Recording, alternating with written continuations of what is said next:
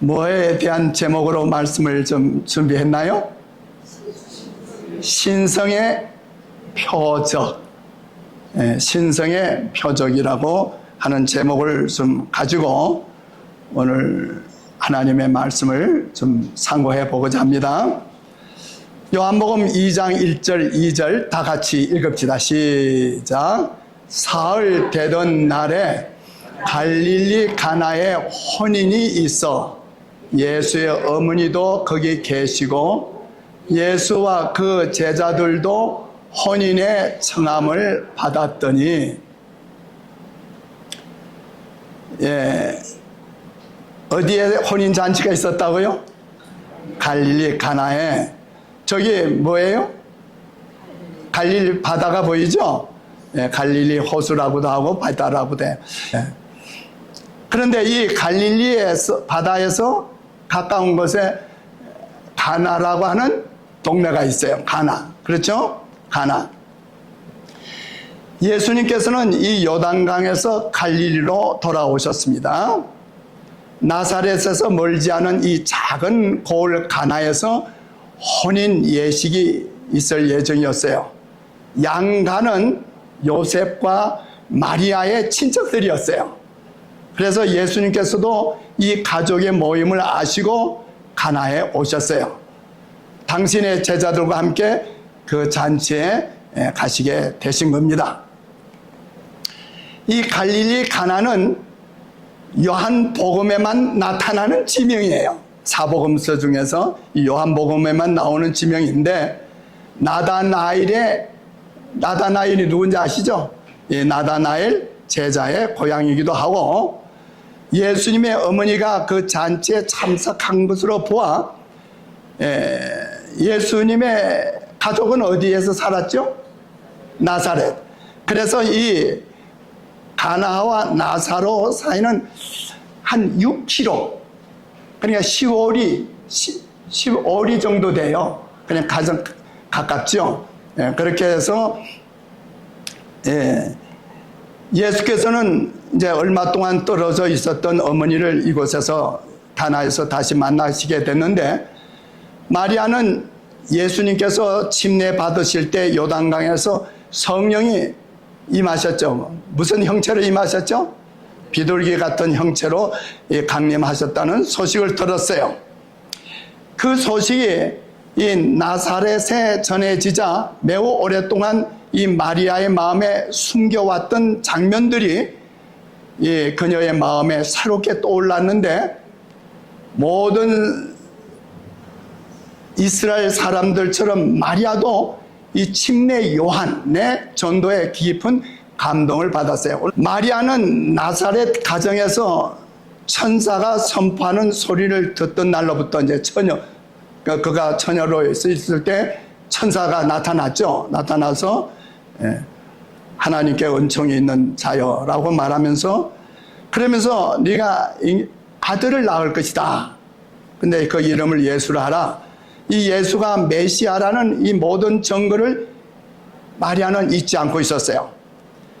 그러면서 예수님이 얼마 동안 나사렛에서 어머니하고 같이 지냈나요? 얼마 동안? 무려 30년 동안. 그러니까 어린아이로부터 시작해서 소년 시절, 청년 시절 지나서 거의 30세가 될 때까지 마리아와 함께 있었어요. 그런데 이 예수님의 하시는 그 모든 일, 때로는 요셉을 도와서, 아버지 요셉을 도와서 그 목수 일을 하는 일이나, 어머니를 도와서 가사를 돕는 일이나, 또 동네에서 그 친구들과 함께 지나면서 예수님이 나타내신 그 모든 모습은 다른 청년들과 달랐어요. 그래서 예수님은 어릴 때부터 그 메시아라고 하는 어떤 그 증거가 있었던 것입니다. 예수님의 친절하고 이기심 없는 그의 생애는 바로 그가 하나님의 보내신 자라는 이 확신을 마리아는 갖게 됐던 거예요. 그래서 이제 이 혼인잔치에서 마리아는 여전히 친절하고 믿음직한 이 아들을 만나게 됐을 때 얼마나 기뻤을까요? 그러나 그 예수님을 아들 예수를 바라보는 순간 그의 용모는 변해 있은 걸 알게 됐어요. 왜 변해 있었죠? 예수님이 며칠 동안 40일 동안 광야에서 금식하지 않았어요? 금식기도. 그래서 그의 예수님의 용모는 변해 있었고 그의 얼굴은 광야에서의 투쟁과 흔적을 지니고 있었고, 그러나 위엄과 권세의 새로운 표정이 그의 하늘의 사명을 증거해 주었어요. 예수님의 곁에는 이 존경의 눈길로 그를 따르고 있는 예수님을 주님이라고 부르는 일단의 청년들이 함께 있었어요. 예수님의 제자들이 나이가 얼마나 됐을까요? 예, 우리가 생각할 때는 그래도 베드로를 위시해서 예수님의 제자들이 장년들이 아니었는가 이렇게 생각하지만 예수님께서는 바로 청소년들을 불러신 거예요. 예수님의 제자들이 누구였다고요? 청소년이었어요. 이 동행자들은 예수님의 침례 받으실 때 또 각처에서 보고 들은 것을 이 어머니 마리아에게 상세하게 말해 주었어요.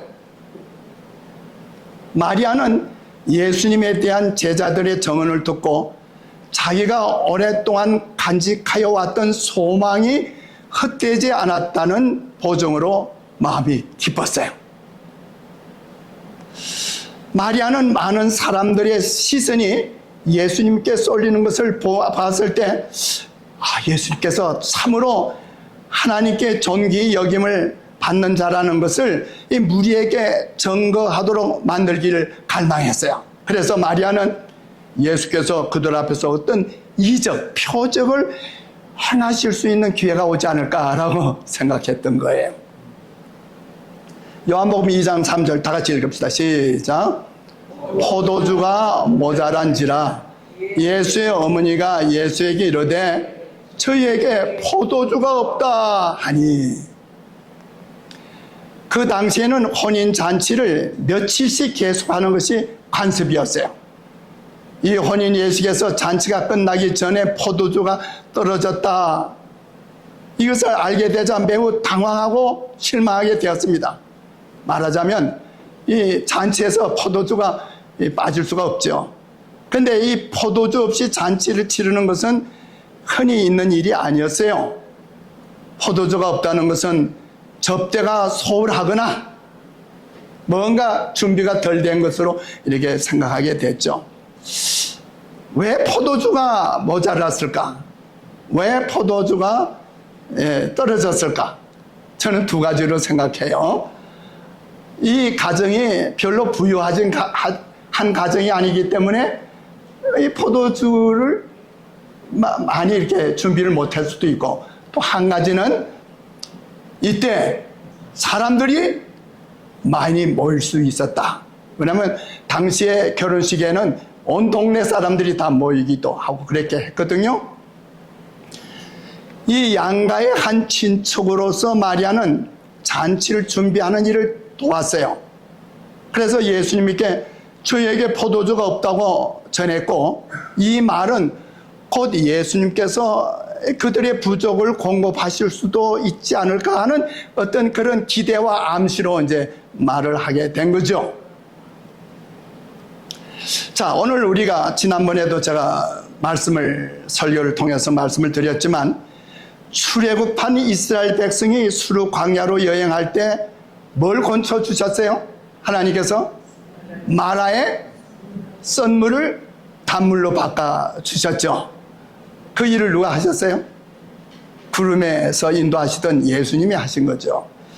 또 엘리사가 여리고의 샘물을 고친 그 여리고의 샘물이 좋지 않아서 아주 낙태하는 일도 있고 열매를 맺지 못하고 있는 그런 일인데, 그걸 고치기 위해서 엘리사가 뭐 했어요? 새 그릇에 소금을 담아가지고 그 물 근원에 가서 부었죠. 그 소금 한 그릇 때문에 물이 고쳐졌어요? 누가 고쳐주신 거예요? 우리 예수님이 고쳐주신 거죠. 이스라엘 백성이 출애굽에서 첫 번으로 표적이 일어난 것이 뭐예요? 마라의 썬물이 고쳐진 것. 그 다음에 엘리사가 처음으로 이제 그가 영감의 갑절을 받고 엘리야의 영감의 갑절을 받고 그가 이제 공생애를 시작할 처음 이적이 뭐라고요? 여리고의 샘물을 고쳐주신 거예요. 그런데 바로 예수님께서도 그의 공생애 활동에서 처음으로 행하신 일이 뭐예요? 물을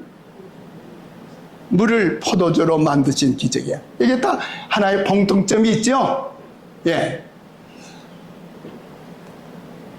이 처음 표적은 첫 제자들을 부르신 지 일주일쯤 후에 행해졌고, 성경 기록상 두 번째 표적도 약 1년 후에 가나에서 행해졌는데, 이는 병들은 왕의 신하의 아들을 고치신 일이죠. 요한복음 4장 46절 54절에 보면 예수께서 다시 갈릴리 가나에 이르시니 전에 물로 포도주를 만드신 곳이라. 이것은 예수께서 유대에서 갈리로 오신 후 행하신 몇 번째 표적이라? 두 번째 표적이라. 네, 분명히 아세요. 예수님의 공생애 가운데서 이적을 행하신 중에 첫 번째 이적이 뭐예요?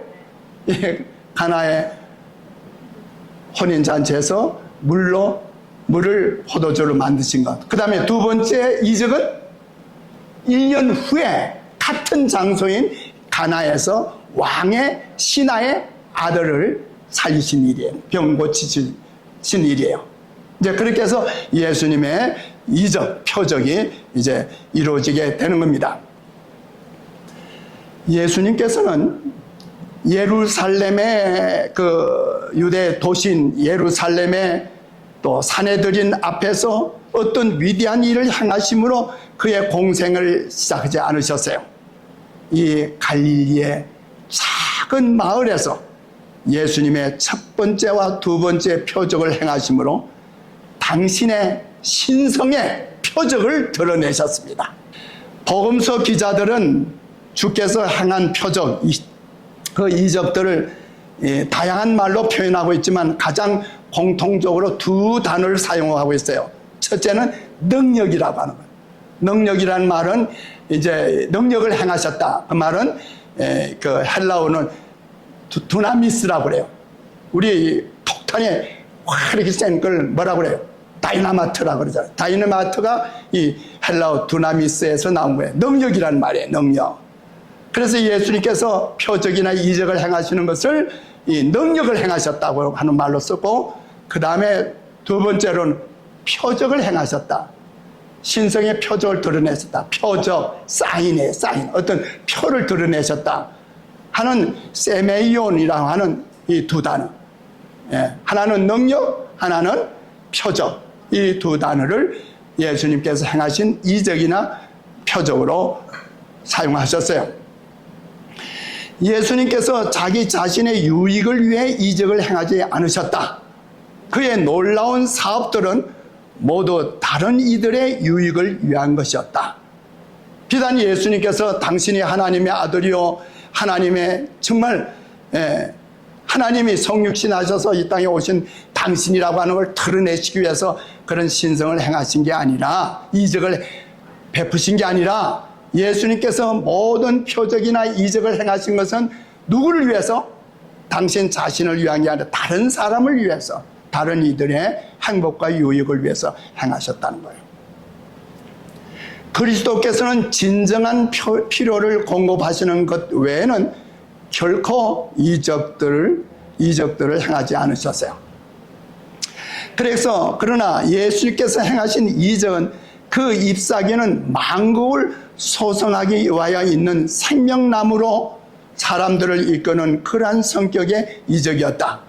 예수님께서 갈릴리 가나에서 행하신 표적은 예수님께서 성자 하나님으로서 성육신하사 온 인류의 죄를 대속해 주시기 위해 구속 사역을 행하신 유일무이한 구세주여 메시아이심을 나타내셨지만은 누구로 하여금? 제자들로 하여금 믿게 하려고 이 일을 행하신 거예요. 요한복음 2장 4절에 보면 예수께서 가라사대 여자여 나와 무슨 상관이 있나이까? 내 때가 아직 이르지 못하였나이다. 여러분, 이 말씀을 이 성경 구절 보면, 예수께서 이 말씀하신 거 보면 좀 말씀이 좀 어때요? 예, 여자여. 어머니 보고 뭐라 그래요? 여자여. 그런데 예수께서는 여자여, 나와 무슨 상관이 있나이까? 내 때가 아직 이르지 못하였나이다 하고 대답했는데, 이 대답은 우리가 듣기에 퉁명스럽게 보이지만은 어떤 냉정한 말이나 무리한 표현이 아니었어요. 구주께서 당신이 어머니에게 말씀하신 이 태도는 동양의 그 당시에 유대 나라의 관습에 아주 일치하는 일이었어요. 아주 존경하는 그 상대 여자를 가리킬 때 뭐라고 그런다고요? 여인이여, 이렇게 한다고요. 시내산에서 십계명을 반포하시면서 네 부모를 공경하라고 명하셨던 분이 바로 예수 그리스도이십니다. 그런데 예수님께서 또한 지상생의 모든 행위는 내 부모를 공경하라는 교훈에 일치하셨잖아요. 요한복음 19장 26절 다 같이 읽읍시다. 시작. 예수께서 그 모친과 사랑하시는 제자가 곁에 섰는 것을 보시고 그 모친에게 말씀하시되 여자여 보소서 아들이니다 하시고, 이게 결코 어떤 무례한 말이 아니었죠? 아니죠. 아주 어머니에 대해서 공경하는 의미로 어머니 여인이죠, 여자여, 저는 아들입니다 라고 말하는 거예요. 예수님의 소년 시절에, 그러나 예수님의 소년 시절에 있었던 일을 좀 우리가 상기해 봐야 돼요. 12살 때 예루살렘 성전을 방문하실 때 이제 어떻게 했어요? 예, 방문한 다음에 어떻게 했죠? 마리아하고 요셉이 돌아가다가 하룻길을 가다 보니까 누가 없어요? 12살 아들 예수가 안 보이는 거예요. 며칠 길이 왔다고요? 하룻길. 왜 그랬을까요? 예루살렘에 와서 이제 예배를 드리고 이제 그 많은 사람들이 다 돌아가는 길에 친척들도 있을 거고 친구들도 있을 거고 많은 사람들과 어울려서 막 얘기하면서 하룻길 와서 저녁에 이제 자려고 보니까 누가 없어요? 아들이 없는 거예요. 그 말은 뭐예요? 온종일 동안 아들을 잘 돌봤어요? 안 돌봤어요? 이거 사실은 큰 실수한 거예요. 이 아들을 잘 돌봐야 돼요. 왜? 어린 아들을 낳았을 때 헤롯이 아들을 죽이려고 그러지 않았어요? 그 이후로 계속해서 아들 예수에게 생명의 위험이 따를까요? 안 따를까요? 그렇기 때문에 그 위탁받은 부모는 그 아들을 잘 돌봐야 되는데 하루 종일 동안 예수님이 잊고 있었어요. 그래가지고 다시 예루살렘에 돌아가서 며칠 동안 찾았다고? 예? 며칠 동안 찾았어요? 사흘 동안. 여러분, 여기에 아주 우리에게 중요한 교훈이 있어요. 우리가 하루 소홀하게 예수님에 대해서 소홀하게 잊어버리면 우리 그 예수님 그 신앙을 다시 회복하려면 며칠이 걸려요? 3일이 걸려요. 예수님 잊지 맙시다. 예수님 잃어버리면 안 돼요. 우리 항상 우리 주님이 내 마음에, 내 생에 함께 계셔야 합니다. 왜 아멘 안 하셔요? 아멘. 예. 그래서 이제 돌아온 다음에 예루살렘에서 이제 그 성전에서 예수님께서 12살 난 아들 예수가 뭐 하고 있어요? 거기에 제사장들과 거기에 그들과 이 성경에 대해서 뭘 얘기하는 걸 보고서, 아이야, 네가 여기 있었니? 나와 내 아버지가 너를 찾느라고 얼마나 애를 썼는지 모른다. 그러니까 예수님 뭐라 그랬어요? 어머니, 내가 내 아버지 집에 있어야 될 줄을 알지 못하였나이까. 와, 육신적인 아버지는 누구예요? 요셉이잖아요. 그러니까 이제 마리아는 나와 네 아버지가 너를 찾았다. 그러니까 예수께서 뭐라 하세요? 제가 내 아버지 집에 있어야 할 줄 알지 못했습니까? 그러니까 예수님은 지금 육신적인 아버지를 말하는 게 아니라 누구를 말하고 있는 거예요?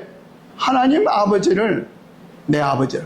벌써 예수님은 어릴 때부터 하나님께 대한 아버지라고 하는 생각, 마음이 다 되고 자기는 그 하나님의 아들이라고 하는 걸 알게 됐습니다. 이 말씀은 그리스도의 전 생애와 봉사의 기초가 되는 말씀이었어요. 만사는 그의 사업, 곧 그가 성취시키기 위해 이 세상에 오신 위대한 구속 사업을 위해 제쳐놓은 바 되었습니다. 이제 예수님께서는 그 교훈을 되풀이 하시는 것입니다. 마리아는 예수님과 자기와의 관계가 어느 정도 그리스도의 사명을 지시할 수 있는 권리가 부여된 것으로 여길 위험이 있었어요. 다시 말하면 대개 어머니가 그렇지 않아요. 그 세베대 아들 야고보와 요한의 어머니가 어떻게 했어요? 예수께 와가지고 선생이요, 당신의 나라가 세워질 때 내 아들을 어떻게 하라고요? 한 아들은 당신 우편에, 한 아들은 당신 좌편에 앉게 해주소서. 그 말이 뭐예요? 우리 한국적으로 말하면 뭐래요?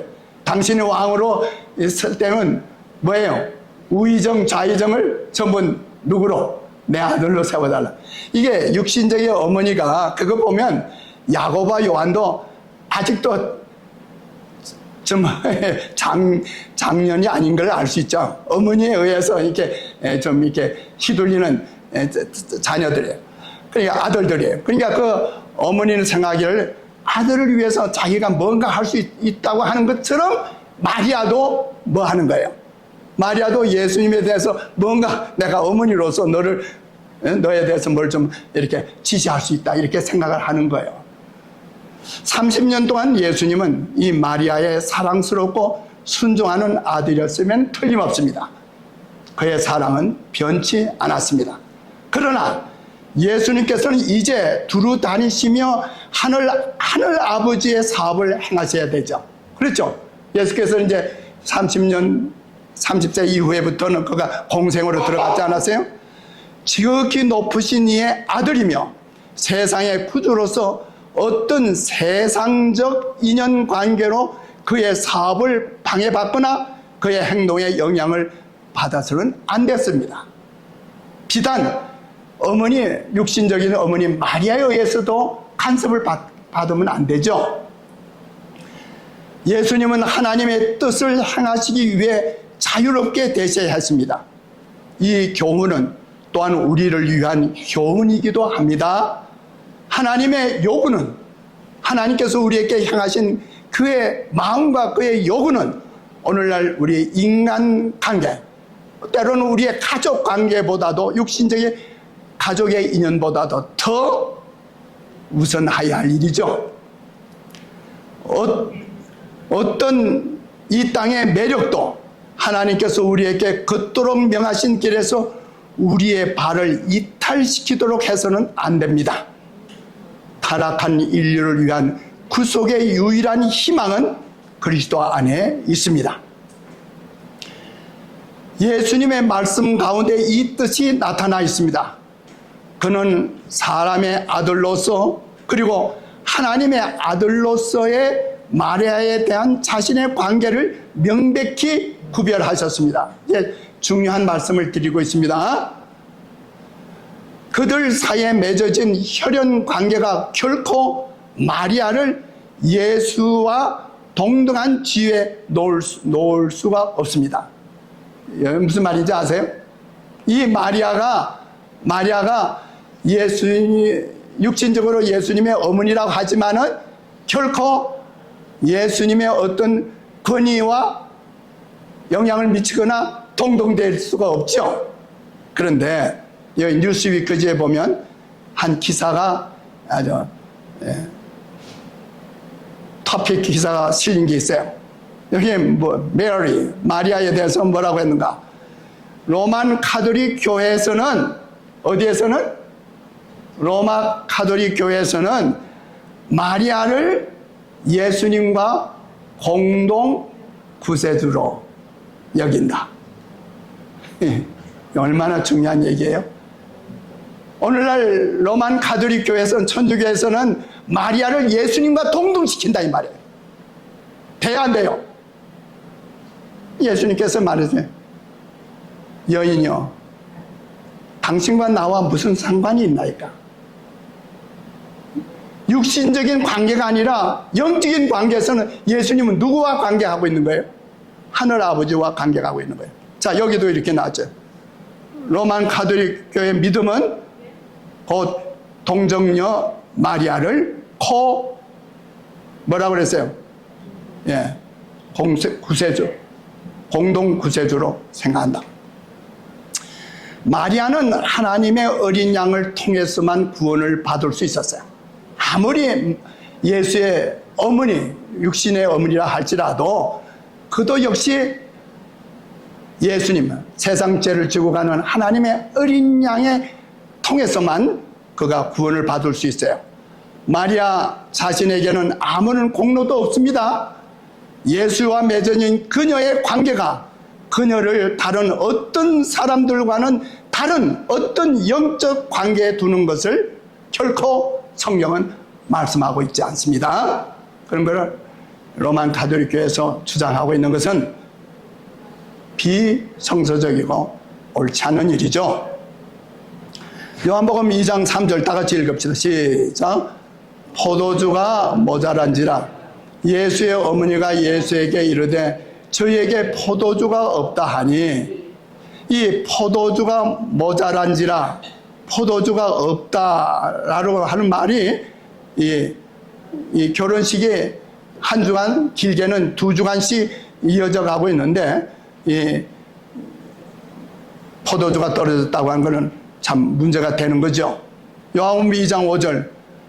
그런데 다 같이 읽읍시다. 시작. 그 어머니가 하인들에게 이르되 너희에게 무슨 말씀을 하시든지 그대로 하라 하니라.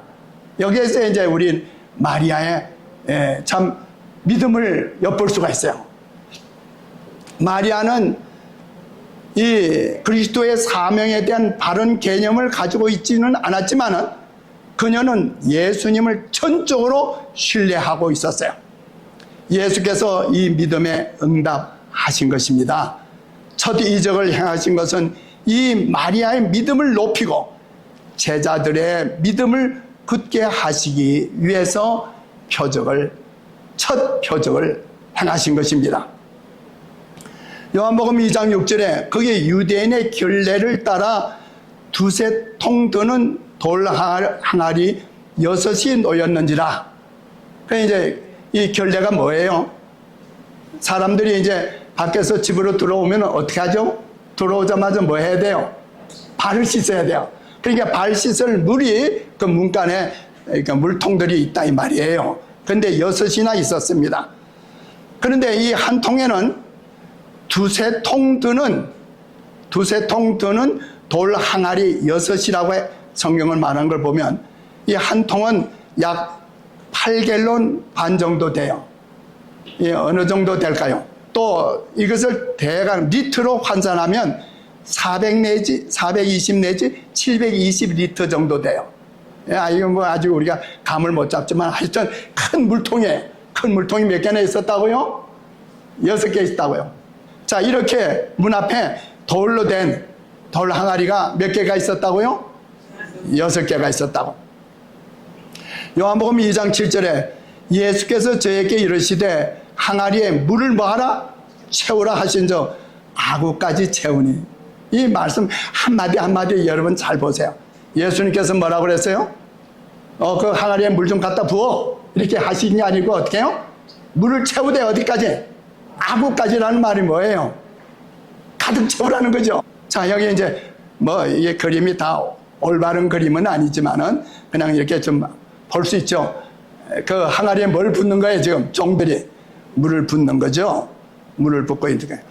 요한복음 2장 8절에 보면 예수께서 말씀하시 이제는 떠서 누구에게? 연회장에게 갖다 주라 하시며 갖다 주었더니, 그러니까 잔치를 맡아 주관하시는 분이 있는 거예요. 그 총 모든 걸 지시하는 거예요. 그래서 이제 예수께서 그 물통에 물 갖다 부은 거 떠서 연회장에게 갖다 줘라. 당장에 쓸 포도주가 부족한 때 그리스도께서 이제는 떠서 연회장에게 갖다 주라고 말씀하신 거예요. 그래서 이제 물을 이렇게 떠는 거예요. 물을 떠가지고 이제 가서 이제 주니까 이제 그 다음에 전부 잔에 받아서 마시는 겁니다. 돌 항아리에는 가득 채웠던 물 대신에 포도주가 넘쳐 흘렸습니다. 연회장이나 손님들은 모두 포도주가 떨어졌다는 그 사실조차도 알지 못하고 있었어요. 이게 지금 이 잔치에 뭐가 좀 포도주가 떨어졌는지 어떻게 뭐가 됐는지 모르고 있는 거예요. 그런데 이제 다시 그 종들이 날라준 포도주를 이제 연회장은 물로 된 포도주를 맛보고 어디서 났는지 알지 못하되 누구는 알더라? 물돈 하인들은 알더라. 이 말 상당히 중요한 말이에요. 나중에 제가 말씀드리겠어요. 다른 사람은 아무도 모르지만 누구는 알고 있더라? 물 떠서 나르던 하인들은 종들은 알고 있었다. 자, 예수님께서 그의 생애를 마치실 때 뭐 했죠? 최후의 만찬 때 다락방에서 제자들과 함께 있을 때 뭐 했어요? 이 포도주를 어떻게 했어요? 주시면서 이거는 너희를 위하여 흘리는 내 피라. 그러면서 포도주를 마시면서 이 잔을 마시면서 내가 올 때까지 나를 기념하라고 말씀하셨죠. 그래서 그리스도께서 혼인잔치를 위해 준비하셨던 포도주와 제자들에게 자신의 피의 상징으로서 주신 포도주는 뭐다? 순수한 뭐다? 포도즙이었다. 예언의 신에 분명히 말씀했어요. 포도주가 아니라 술이 아니라 즙이었다. 그리스도께서 결혼식의 손님들을 위해 준비하신 발효되지 않은 포도주는 건강에 좋고 신선한 음료였다. 예수님께서 뭘 주셨어요? 한 번은 말이에요. 한국에 가면 그 입장이라는 곳이 있어요. 아, 들었어요? 입장에는 우리 교인들이 포도 농사를 많이 했어요. 근데 그 당시 거봉이라고 그런 포도를 막 생산하고 그래서 거기는 수입이 굉장히 좋아가지고 그 동네는 부자 동네가 돼서 그 입장 교회도 잘 지었어요. 그래서 동네 사람들은 저기는 부자들만 가는 교회라고 그렇게 할 정도였어요. 어느 날 장로님이 안식일에 예배 드리기 위해서 이제 예배를 인도하고 있는데 사회하시는 장로님이 올라서셨는데 얼굴이 벌게 해가지고 사회를 하셨어요. 왜 그랬을까요? 예? 아니, 집에 아마 포도들 즙을 짜놓은 게 뭐가 된 거예요? 발효가 된 거예요. 발효된 거를 이제 뭐 한 대접처럼 마시고 오셨겠죠. 그게 이제 몸에 치게 돼가지고 얼굴이 벌겋게 된 거예요. 벌겋게 된. 이 포도즙이나 포도주나 이 헬라어 원문에는 오이노스라고 되어 있는데 이 오이노스는 포도즙이나 포도주나 같이 사용하는 단어예요. 그래서 성경에 보면 포도주라고 했지만은 그게 포도즙일 수 있고 그렇습니다. 마태복음 9장 17절에 새 포도주라고, 이거 틀림없이 즙이에요, 즙. 근데 계시록 17장 2절에 보면 포도주에 취했다. 포도주를 마시고 취했다는 말은 뭐예요? 그거는 벌써 발효된 거죠. 이사야 65장 8절 보면 다 같이 읽읍시다. 시작. 여호와께서 이같이 말씀하시되 포도송이에는 즙이 있으므로 혹이 말하기를 그것을 상하지 말라, 거기에 복이 있느니라 하나니 나도 내 종들을 위해 그같이 행하여. 저희 집에 포도나무 한 그루가 있는데 금년에도 포도가 좀 달렸어요. 좀 익어가는 걸 보면서 이제 익으면 따먹을 건데 참 달아요. 포도송에는 뭐가 있다고요? 복이 있다고. 그러니까 사실은 포도즙은 복된 음료죠. 시편 104편 15절에 보면 사람의 마음을 기쁘게 하는 뭐라? 포도주와 사람의 얼굴을 윤택게 하는 기름과 사람의 마음을 힘있게 하는 양식을 주셨다는 말씀이 있어요. 제가 여기 보면 이 말씀을 한 말씀 속에서 누트리오선, 영양학에 대해서 좀 알게 됐어요. 자, 이 포도즙은 마음을 기쁘게 한다고 그랬어요. 근데 얼굴이 윤택해지려면 뭘 먹어라? 기름기가 없으면 얼굴이 어떻게 돼요? 버섯 버점도 생길 수 있고 뭐 좋지 않을 수도 있죠. 사람의 마음을 힘있게 하는 양식을 주셨다. 우리 힘을 주는 양식이 뭐예요? 함수탐수죠. 쌀은 이제 주로 함수탐수입니다. 밀이나. 그런데 전도서 10장 19절에 보면 포도주는 생명을 기쁘게 하는 것이라. 이 말씀 들어보면 다 좋은 말씀이죠. 그 말은 뭘 말하고 있는 거예요? 순수한 포도즙은 복된 거예요. 그런데 사사기 이제 13장에 보면 누구예요? 삼손이 어머니에게 이제 말하기를 내가 아들을 낳을 텐데 그런 걸로 너는 산 가서 뭘 먹지 말라, 마시지 말라, 포도주나 독주를 마시지 말라. 그러니까 좋지 않은 걸 표현을 한 거죠. 누가복음에도 1장 보면 침례 요한의 아버지 어머니 사가랴와 엘리사벳에게 전해진 기별이 뭐예요? 이제 네가 아들을 낳을 텐데 그 이름을 요한이라 하라. 이는 저가 주 앞에 큰 자가 되며 뭘 마시지 않는다? 포도주나 소주를 마시지 않는다. 어떤 사람은 이제 말해요. 봐라, 예수께서 그 혼인잔치에서 포도주 만들어 주지 않느냐? 포도주 좀 마셔도 괜찮아. 맞아요, 틀려요. 우리 교인들 가운데서도 이런 게 오해하고 있는 사람들이 있어요. 안 되죠? 그러니까 말씀을 올바로 깨달아야 돼요. 맞습니까? 잠언 20장 1절 다 같이 읽으세요. 시작. 포도주는 거만케 하는 것이요 독주는 떠들게 하는 것이라. 무릇 이에 미혹되는 자에게는 지혜가 없느니라. 포도주 마시는 사람 성집사님 지혜가 없대요. 맞습니까? 예. 잠언 23장 29절 다 같이 읽읍시다. 시작. 재앙이 네게 있느냐? 근심이 네게 있느냐? 분쟁이 네게 있느냐? 원망이 네게 있느냐? 까닭없는 창상이 네게 있느냐? 붉은 눈이 누구에게 있느냐? 읽읍시다. 시작.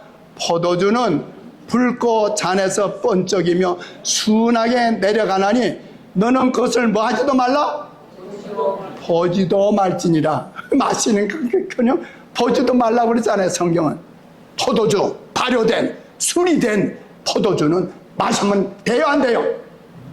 안 되죠. 마침내 뭐같이? 마침내 뱀같이 물 것이요 독사같이 쏠 것이요.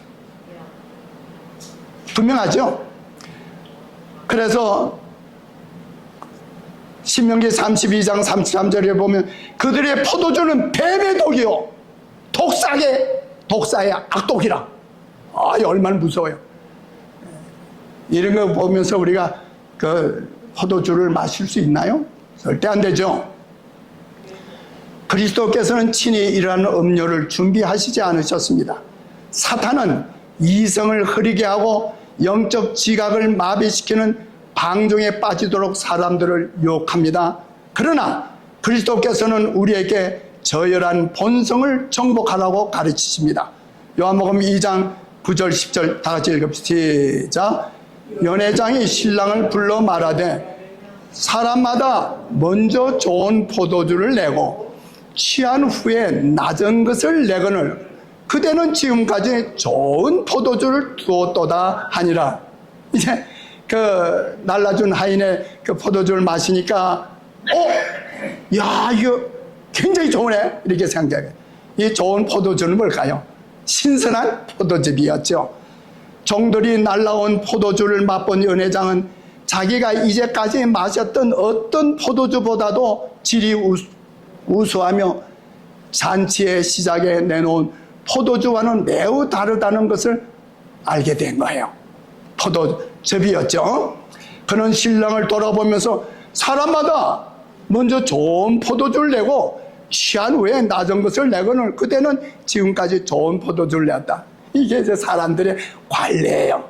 이제 맨 처음에 이제 사람들이 오면 이제 그 집에 이제 포도즙을 짜놔가지고 바로 된 것들이 여러 통 있을 거 아니에요. 그러면 이제 좋은 것도 있고 뭐 좀 그렇지 않겠어요? 근데 좋은 걸 먼저 줘서 먹고 난 다음에 취해진다면 어떻게 한다고요? 좋지 않은 포도주를 막 갖다 주는 거예요. 나 좀 포도주 좀 더 줘. 그러면 막 그런 거 부어주는 거예요. 사람들은 그렇게 한다 이 말이에요. 그런데 어떻게 이 가정에서는 이 혼인잔치에서는 나중에 나온 것이 이렇게 좋은 포도즙을 주느냐인 거예요. 일반적으로 잔치를 배설하는 자는 손님들이 취하기 전 미각이 가장 예민할 때는 최상의 포도주를 제공하지만, 그러나 취하여 감각이 둔해진 후에는 질이 떨어지고 덜 향기로운 포도주를 내놓는 것입니다. 사람들이 가장 좋은 포도주를 먼저 내고 그 후에 나쁜 것을 주는 것과 같이 이 세상이 주는 선물도 그러한 거예요. 이 세상이 제공하는 것이 처음에는 사람의 눈을 홀려요. 좋게 홀리십니다. 또 눈을 즐겁게 해요. 감각을 황홀케 해요. 그러나 끝에는 불만족이 드러나게 되는 거예요. 포도주는 쓴맛으로 변하고 즐거움은 우울로 변합니다. 노래와 활락으로 시작했던 것이 피곤과 실정으로 끝을 맺게 되는 것이 이 세상의 일이에요. 맞습니까? 그러나 예수님께서 주시는 선물은 언제나 신선하고 새롭습니다. 예수님께서 사람을 위해 마련한 잔치는 만족과 기쁨을 주지 못하는 일이 결코 없는 거예요. 감사해요? 여러분들이 오늘 안식일날, 허점덕 우리 자매님 오늘 온 거 얼마나 기쁜 일인지 아세요? 주님의 잔치에 온 거예요. 우리 주님은 가장 좋은 것을 우리에게 공급하신다고 믿으세요? 네, 이제 곧 침례 받으셔야죠. 예수께서는 은혜 위에 은혜를 주십니다. 공급이 그치는 일은 결코 없습니다. 만일 당신이 예수님 안에 거한다면 오늘 풍성한 선물을 받았다는 사실은 내일은 보다 더 풍성한 선물을 받게 되리라는 보증이 되는 것입니다. 아멘 하세요. 그리스도의 말씀은 잔치를 위해 충분한 음료를 공급했습니다. 그와 같이 그리스도의 은혜의 공급하심이 풍성하여 사람들의 죄악을 도말하고 영혼을 소생시키고 붙들어 줍니다. 자, 우리가 먼저 오늘 말씀을 이제 간추려서 결론을 맺으려야 되는데, 첫째, 맨 먼저 우리는 뭐 해야 돼? 우리 생애 가운데 부족함을 느껴야 합니다. 포도주가 떨어졌다. 포도즙이 없다. 두 번째로 다 같이 읽읍시다. 하나님께서 그토록 절실한 것을 주실 수 있다는 뭐가 있어야 한다? 믿음이 있어야 한다. 셋째, 하나님께서 이 필요를 충족시켜 주실 것이라는 열렬한 소원과 갈망이 있어야 한다. 네 번째로, 하나님께서 요구하시는 것이 무엇이든지 간에 믿음으로 순종할 마음의 준비를 갖춰야 한다. 아멘. 다섯 번째로, 하나님 나라의 원칙과 일치되게 기쁨으로 하나님의 사랑과 능력을 나타내야 합니다. 예수님께서 행하신 표적이 사복음서에 무려 35가지의 이적이 기록되어 있어요.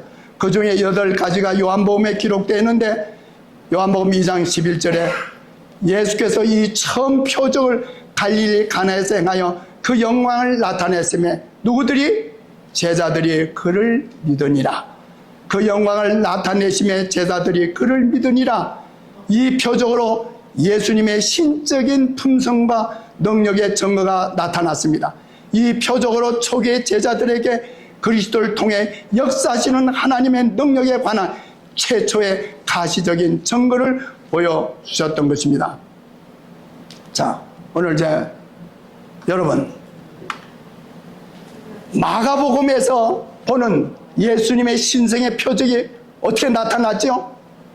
갈릴리의 바다에서 풍랑이 일고 파도가 치고 제자들께서 주여 우리가 죽게 되었습니다. 예수님께서 말하세요. 왜 믿음이 없느냐? 그러면서 바람을 향하여 고요하고 잔잔하라 할 때 바람이 멈추고 바다가 잔잔해졌어요. 큰 표적이에요? 큰 표적이에요? 얼마나 아주 놀라운 표적이에요. 근데 제자들이 그걸 보고 뭐라고 하는지 아세요? 저가 누구이기에 바람과 바다도 순종하는가? 그랬어요. 그런데 이 가나의 혼인잔치에 물이 포도즙으로 변한 것을 보고서 제자들이 뭐 했다? 믿었다 그랬어요. 여러분, 우리들의 신앙생애에서 이 파도치고 경량하고 어떤 굉장한 어떤 어려움이 내 생애에 닥칠 때 하나님의 어떤 표적으로 도우심으로 내가 구원함을 받고 이것도 대단한 거지만은 그보다 더 위대한 것이 뭐예요? 조용하게 마라에 쓴 물이 느끼지도 못한 채 단물로 변하죠. 여리고의 샘물이 그냥 단물로 변하죠.